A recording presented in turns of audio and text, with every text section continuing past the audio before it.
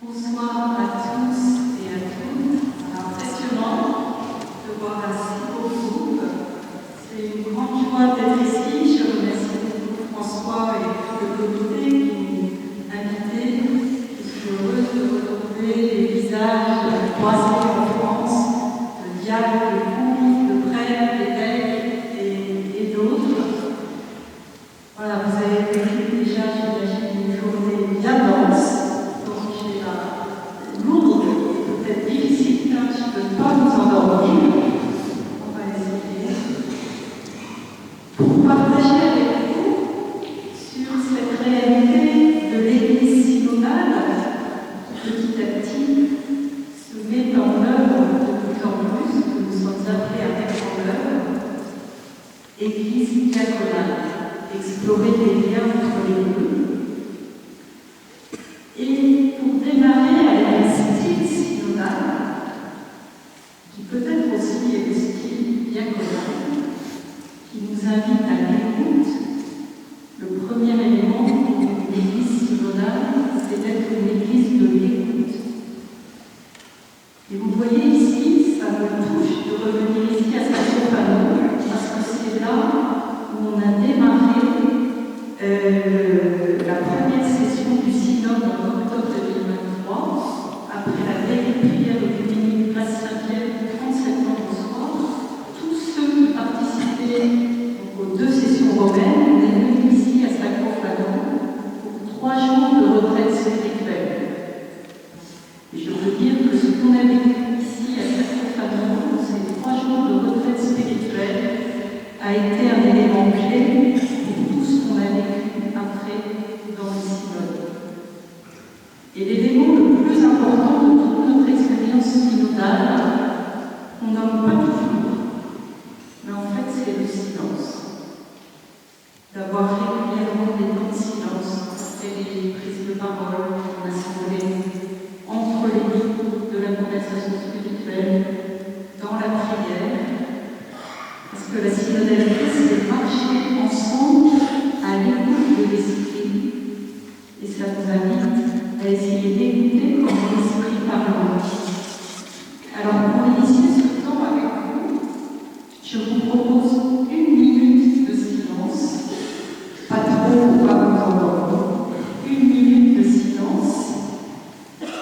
Dans cette expérience que vous vivez ici de pèlerinage, de marche ensemble comme pèlerin de l'espérance, c'est une mise en œuvre de la synodalité. Voilà, dans cette expérience, qu'est-ce que vous vivez de la synodalité? Comment l'Esprit Saint vous touche, vous parle? Voilà, 1 minute pour laisser résonner en vous ce que vous avez vécu, ce que vous avez écouté, peut-être pas en particulier aujourd'hui depuis ce pèlerinage. 1 minute de silence. Maintenant, je vous propose d'échanger 2 par 2. Voilà, votre voisin, peut-être en groupe.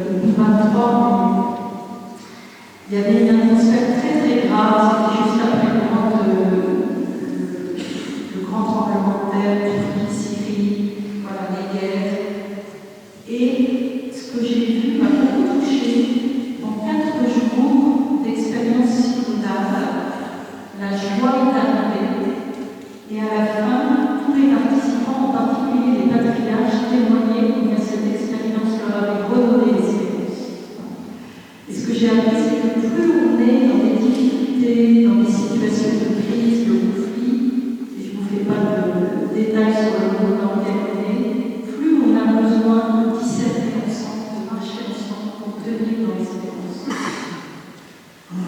Alors, avec le synode, c'est la synodalité qui est un chemin pour raffermir l'espérance et en témoigner. Je voudrais vous partager, ça va être un peu les éléments principaux de ma présentation, combien l'ecclésiologie synodale, la vision et la mise en œuvre de l'église synodale, en fait, elle accentue la dimension de la diaconie. Le titre qui m'a été donné et qu'on peut vraiment articuler, église synodale, église diaconale. La synodalité appelle à toujours davantage développer le service de la diaconie. Le deuxième point, c'est aussi combien ce synode, je donnerai quelques éléments, finalement apporte une vision renouvelée du ministère des diacres et invite à approfondir ce ministère. Le troisième point, c'est combien il y a des consonances profondes entre l'église synodale et l'église diaconale, avec à l'intérieur la vocation spécifique qui est la vôtre de diacre et vécue pour beaucoup d'entre vous dans le mariage aussi avec vos femmes et vos familles. Et je voudrais, et j'espère qu'il y a un point que j'espère vous transmettre, c'est le rôle particulièrement important que vous avez pour la fondation synodale de l'Église et la mise en œuvre de la synodalité, qui est le défi actuel et qui est plus que ça, qui est l'appel de Dieu pour l'Église aujourd'hui. Je crois effectivement que la fondation diaconale est particulièrement synodale et on pourrait paraphraser le pape François qui souvent dit sur un autre point qu'il n'y a pas de synodalité sans œcuménisme et pas d'œcuménisme sans synodalité. Donc ça c'est un des plus grands fruits du synode, c'est la dimension œcuménique. Et je crois aussi que sur l'exercice d'une église synodale et la vocation diaconale, on peut aussi beaucoup apprendre des expériences des autres églises qui vivent aussi cela. Mais je crois que les diacres portent en eux des chaînes de synodalité. Et c'est pour ça aussi que vous avez un rôle clé pour cette mise en œuvre du synode. Parce que, en particulier, et ça c'est un point que je développerai, le fait que pour la majorité d'entre vous, vous vivez cette vocation spécifique du diaconat à l'intérieur d'une vocation au mariage, vous avez à articuler et à dire ce que le synode a beaucoup souligné de l'entrelacement, l'interaction des vocations, charisme, ministère, qu'implique l'église synodale. En fait, on ne peut pas penser telle ou telle vocation dans l'église synodale, telle ou telle manière de mettre en œuvre notre baptême pour des charismes et des ministères, sans le penser de manière articulée et interdépendante avec toutes les vocations.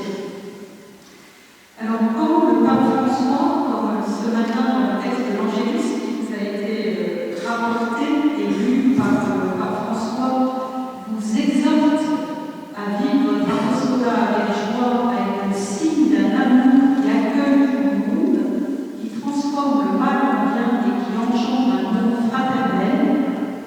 En fait, il vous exhorte à la synodalité. C'est les caractéristiques d'une église synodale, une église inclusive qui accueille tout le monde, qui a écrit. Une église qui engendre un amour fraternel, on est tous appelés à être frères et sœurs en Christ. C'est notre première vocation, comme baptisé, d'être frères et sœurs en Christ, et qui transforme le mal en bien pour annoncer le message de la résurrection, et qui met au centre la reconnaissance de nos péchés et un désir de réconciliation. Et c'est pour ça que la deuxième session du synode, d'ailleurs, après les 2 jours de retraite, on l'a démarré par une veillée pénitentiaire, une veillée de réconciliation. Donc je crois, si vous n'en êtes pas déjà convaincus, que la synodalité est une bonne nouvelle pour les diacres et leurs épouses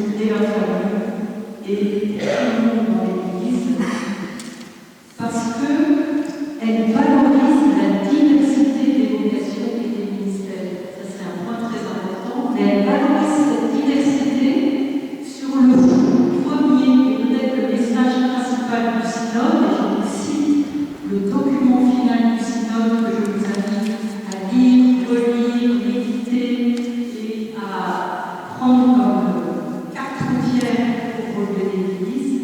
Je cite le paragraphe 22. Il n'y a rien de plus élevé que cette dignité baptismale.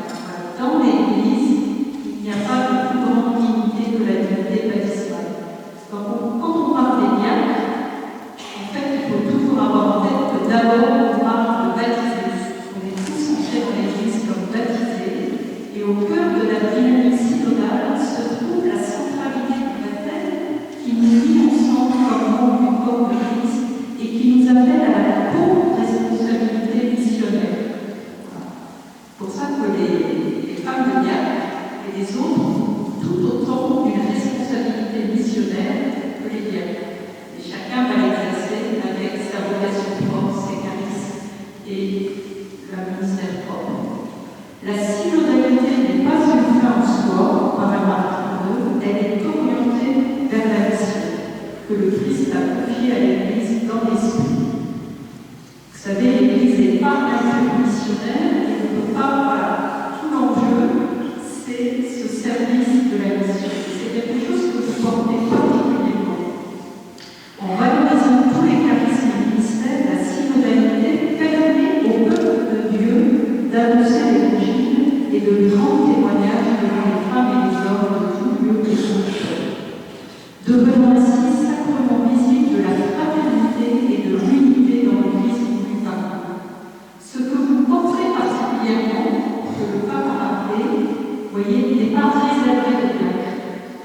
Et finalement, là où j'en suis, après toute ma réflexion du synode, et ayant aussi continué à réfléchir sur ce thème de l'Église diaconale et de votre rôle, de votre vocation propre comme diacre, avec aussi toute cette expérience de la pastorale des vocations en France, si on comprend bien la synodalité, où personne ne peut vivre sa vocation de manière isolée et à part, finalement, chaque vocation spécifique, mais en lumière, porte de manière plus spécifique un élément, quelques éléments qui sont communs à la vocation baptismale.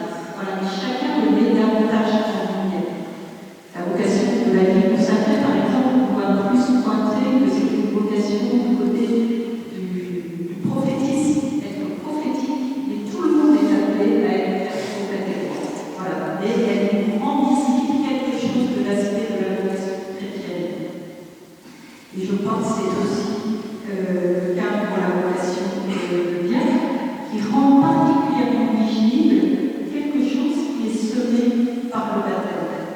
Alors à ce point, je voudrais vous donner la définition à laquelle on est arrivé dans le document final de la synodalité, qui en fait se découvre et s'apprend d'abord par l'expérience.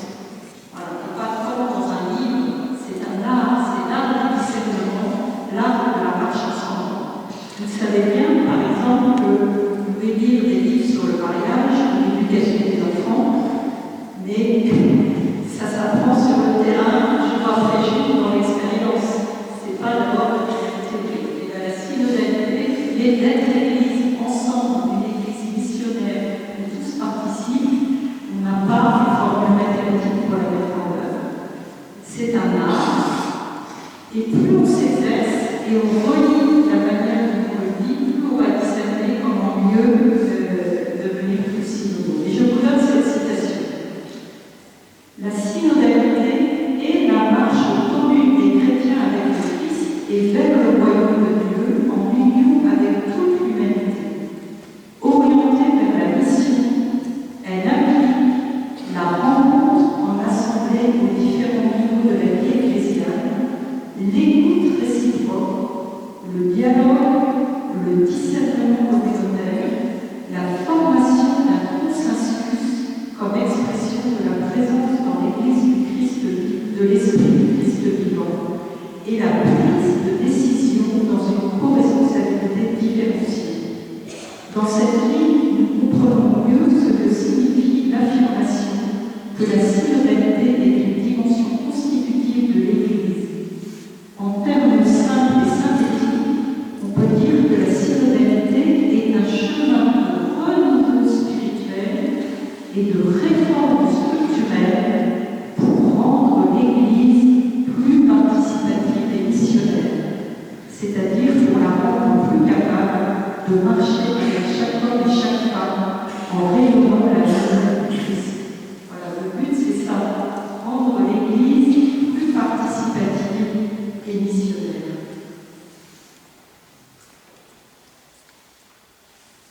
Alors pour cela, ça nous invite à un chemin de renouveau qui n'est possible qu'en reconnaissant la primauté de la grâce et le protagonisme de l'Esprit Saint. On peut essayer de tout mettre en œuvre, essayer, mais in fine, c'est l'Esprit Saint qui doit nous guider. Et on peut dire, et j'en ai fait l'expérience dans le synode, si vraiment nous cherchons à discerner ensemble comment l'Esprit nous guide, c'est personne, c'est-à-dire qu'on cherche ensemble la vérité, tout le monde va être déplacé intérieurement. Voilà, et ça invite un certain décentrement. Du coup, le synode, c'est une expérience, mais j'en ai été témoin pour tant de participants et participantes,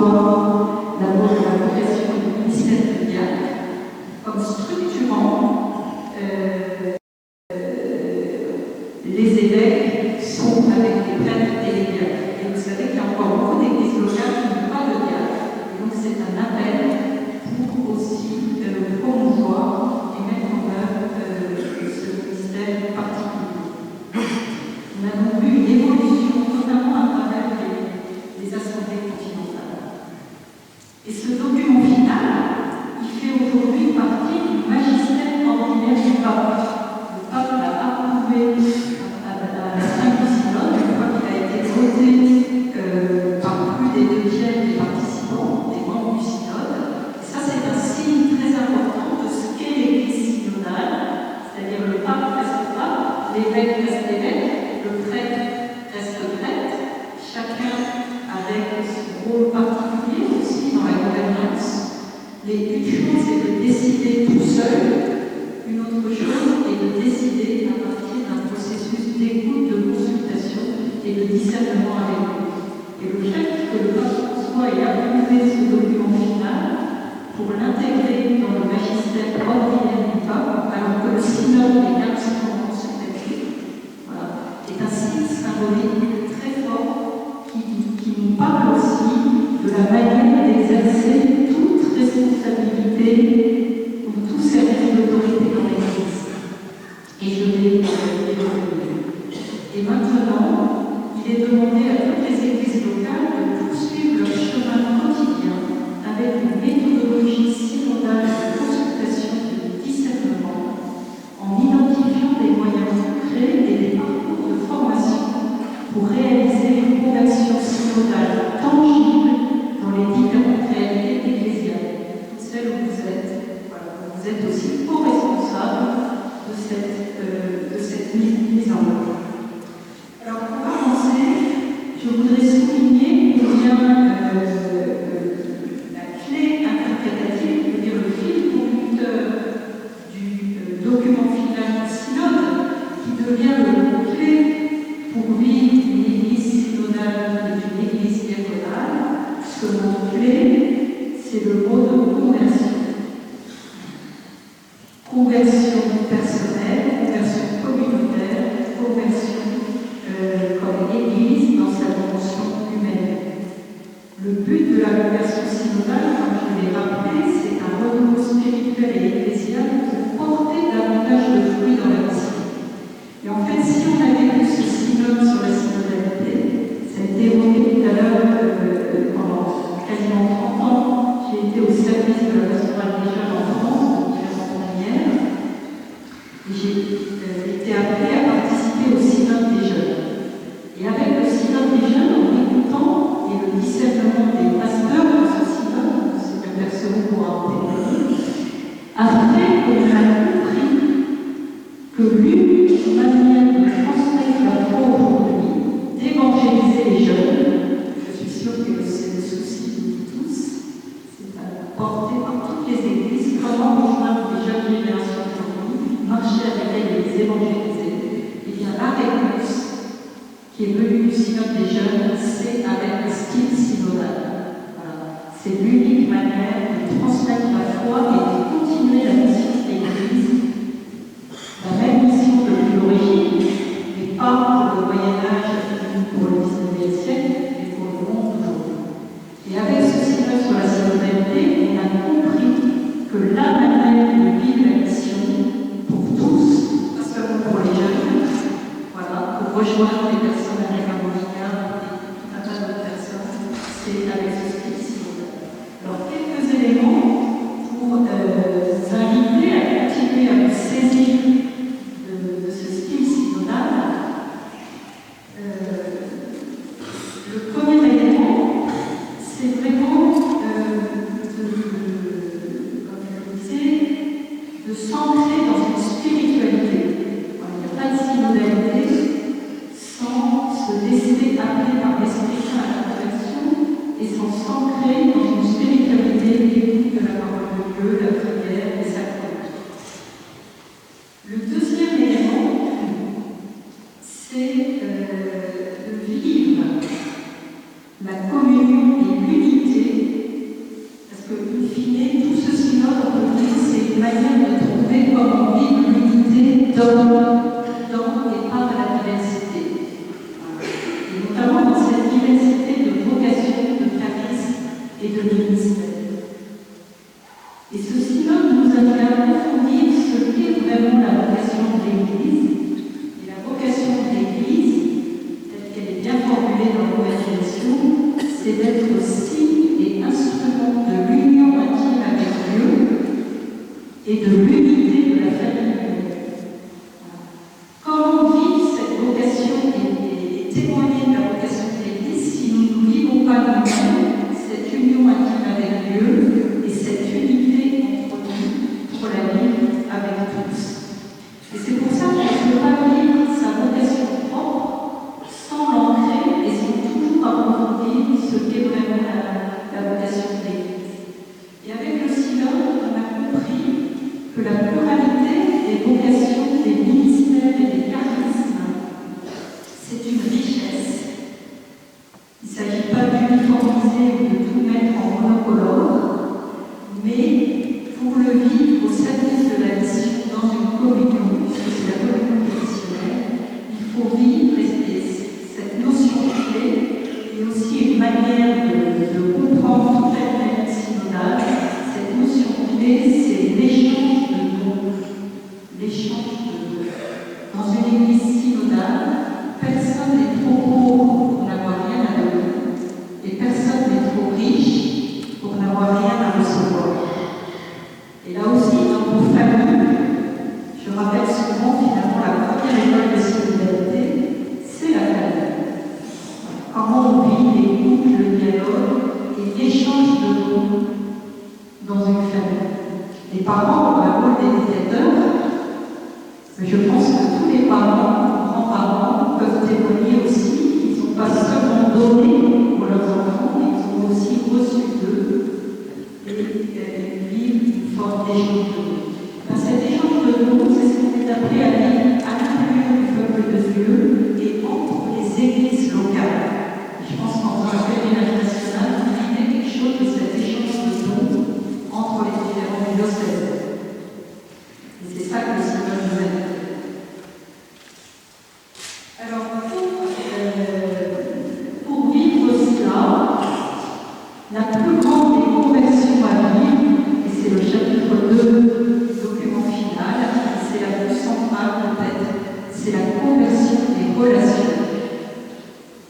On est appelé en Christ à vivre de nouvelles relations pour vivre, comme je le disais, ce style de la fraternité, d'être frères et sœurs en Christ, dans la pluralité des textes.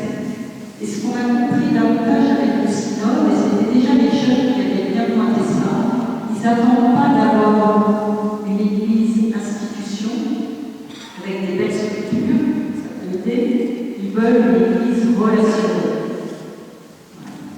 Alors vous comprenez qu'avec cette clé-là, une église synodale est une église relationnelle, une église diaconale est une église relationnelle. D'ailleurs, dans le témoignage, vous avez d'emblée parlé des personnes que vous rencontrez, de ce qu'elles vivent.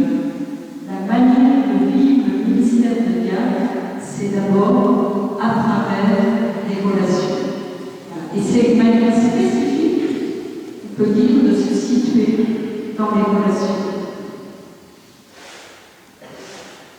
Qui appelle, ça a été rappelé, je ne vais pas reprendre là-dessus, mais c'est nommé très fortement dans le document du final du synode.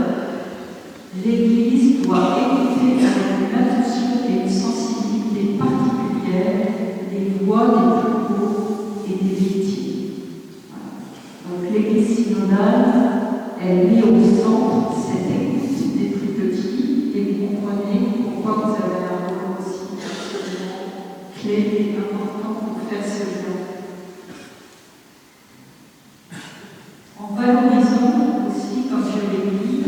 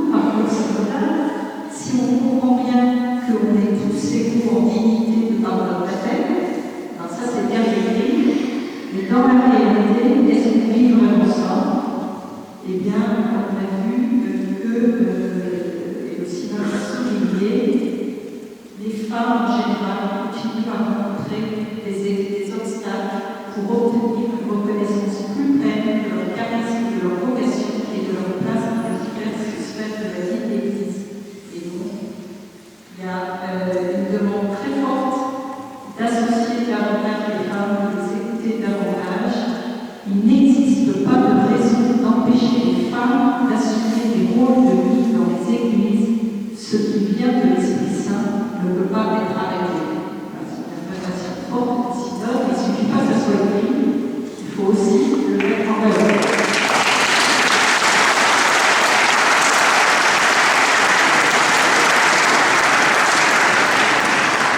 Et là, vous avez un rôle à jouer, pas seulement les femmes, mais aussi les hommes. Et si on veut que ça change, ça peut souvent, ça commence aussi par l'éducation des enfants, des petits-enfants, c'est tout un changement de mentalité qui n'a pas fini de se faire. Et c'est vrai, j'y reviendrai, que vous pouvez aussi, comme femme de diable, vivre une forme de tension par rapport à toutes ces questions. Donc c'est vraiment un appel à vivre l'égalité et la réciprocité dans les relations de femmes et dans tout type de relations. Alors j'avance, parce qu'on va conclure, mais vous voyez bien, et c'est un point aussi très très important, que tout l'enjeu de l'Église synodale, c'est de vivre tout type de ministère, tout type de responsabilité dans le style de la collaboration avec ce style de l'écoute et du discernement. Et du coup, le ministère ordonné, il y a des beaux passages là-dessus, est vraiment vu comme un ministère au service de l'harmonie. Un ministère au service de l'harmonie. Voilà. Et donc, ça, c'est partie de votre rôle. Dans une église synodale, les prêtres, les diacres, les évêques sont appelés à vivre leur service dans une attitude de proximité, d'accueil et d'écoute de tous, en s'ouvrant à un style synodal. Et ça veut dire, pour mettre en œuvre la synodalité, ça veut dire une nouvelle manière de décider. Une nouvelle manière de décider. Personne ne peut vivre dans une église synodale, personne ne décide tout seul. Mais dans ce style de l'écoute et de la collaboration, et donc la synodalité appelle à renforcer les collaborations pour être ensemble pour la mission. Voilà, donc vous voyez bien cette nouvelle manière de prendre des décisions en Église, avec ce qu'on appelle le moyen de discernement ecclésial, et c'est là où la méthode synodale de la conversation dans l'esprit est un des plus grands fruits du synode, tout en l'adaptant, qui est un vrai chemin, pour prendre une décision mûrie sur la base du discernement. Voilà, c'est le discernement ecclésial pour la mission. Alors là, au final, vous avez beaucoup d'éléments. Je pointe un dernier élément avant ma conclusion. Tout cela appelle une nouvelle culture, de nouvelles pratiques qui passent par la transparence, le rendre compte et l'évaluation. Il n'est pas toujours habitué à ça dans l'Église, mais beaucoup d'entre vous qui sont dans la vie professionnelle, vous avez sans doute été davantage formés et habitués à ça. Comment vous l'apportez en l'adaptant aussi, pour que ça soit mis en œuvre dans l'Église. Tout cela, la dynamique synodale aussi vient renforcer, mettre l'accent sur l'Église locale, tout en accentuant l'importance des relations entre les églises locales. Et pour tout cela, et c'est pour ça que vous êtes ici, on a besoin de formation. Et c'est pour ça que le dernier chapitre est vraiment axé sur la formation, former un peuple de disciples missionnaires avec une vision et une formation intégrale, permanente pour tous. Et l'enjeu de la formation au style synodal de l'Église qui va aider chacun à faire fructifier les dons reçus au baptême et ce que l'Esprit donne à fructifier. Et ça veut dire aussi pour l'Église de bien articuler une formation commune avec tous, et ce qui peut être aussi une formation spécifique. Alors avec tout cela, je conclus en espérant que vous avez fait déjà des liens entre l'Église synodale et l'Église diaconale. Je voudrais en souligner quelques-uns, en mettant d'abord en lumière le rôle territorial pour l'Église synodale, parce que la priorité de la mission qui est mise en lumière par la synodalité, la centralité du marché ensemble avec les pauvres, a besoin de se concrétiser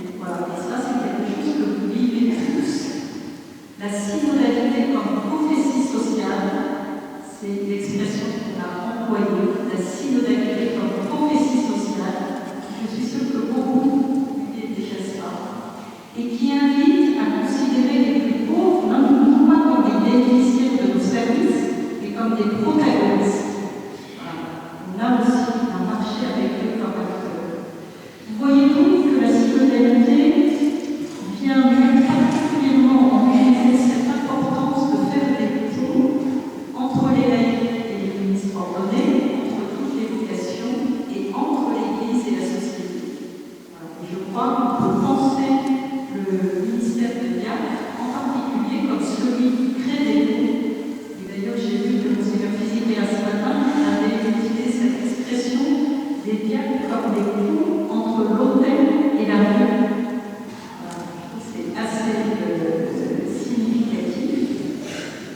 Et vous voyez bien que c'est comme l'église synodale et l'église diaconale nous sommes, parce que vous avez en vous ces jeunes de synodalité, vous les vivez en particulier, beaucoup d'entre vous, dans le mariage et dans la famille, et donc cet entrelacement et interaction des vocations, vous la vivez intérieurement. C'est pas étonnant que ça puisse aussi conduire à des formes de tension. Et tout le pari de la solidarité, c'est de vivre les tensions de manière génératrice. Non pas les cacher et les mettre sous la table, mais les regarder et se laisser travailler à travers les tensions pour voir comment l'esprit, in fine, va apporter de l'harmonie, mais pas en supprimant les tensions. Et donc, je vous invite peut-être comme suggestion à relire dans Actes des Apôtres, chapitre 6, l'institution des sectes, versets 1 à 6. Vous allez voir dans la manière dont a été discernée et décidée cette institution des sectes, vous avez là la dynamique synodale et la méthode synodale. Le point de départ, c'est les besoins et la réalité. C'est le concret, les situations. Ça n'a pas été pensé avant, mais il y a un besoin. Voilà. Une situation qui pose question. À partir de là, il y a un questionnement et un discernement et une décision synodale sur la base d'un consensus et d'un acte collégial. Vous relisez, c'est pour conclure à tout le monde et choisir. Voilà. La décision est prise de manière synodale. Et le rituel de l'ordination, mais ça aussi en lui-même, c'est ainsi qu'au premier temps de ton Église, les apôtres de ton Christ, soucieux de se livrer en toute liberté à la prière et à l'annonce de la parole, ont choisi sous l'action de l'Esprit Saint 7 hommes estimés de tous qui les aidaient dans le service quotidien. Voilà. Et donc, c'est exactement ça la synodalité.